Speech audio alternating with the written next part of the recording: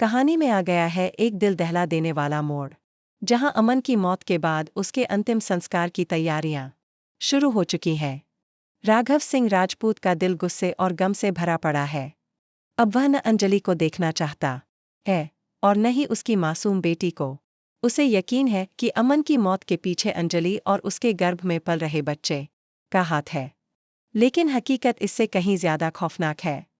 इस पूरे हादसे की असली साजिश रची थी युवराज ठाकुर ने, वही इंसान जो पर्दे के पीछे से चाले चलता रहा और अब तक सबकी नज़रों से बचा रहा। दुख की बात यह है कि पूरा राजपूत परिवार अंजलि को ही दोषी ठहराता है।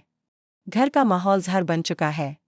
अंजलि और उसकी बेटी आरती को नफरत और तानों का सामना करना पड़ता है, मगर इस अंधेरे में एक उम्मीद की किरण चमकती है।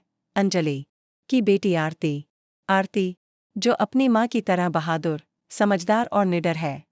उसे यकीन है कि उसके पापा की मौत और माँ की हालत के पीछे कोई और है। लेकिन दर्द का सिलसिला यही नहीं रुकता। सदमे में डूबी अंजलि कोमा में चली जाती है और आरती पूरी तरह अकेली रह जाती है। अब उसके पास कोई सहारा नहीं, कोई हमदर्द नहीं, सिवाय अपनी माँ की आंखों में देखी उस लड़ाई की चिंगारी के। अब वही चिंगारी आरती की रगों में आग बनकर दौड़ती है। कहानी अब बदल चुकी है। अब ये जंग है आरती बनाम युवराज ठाकुर।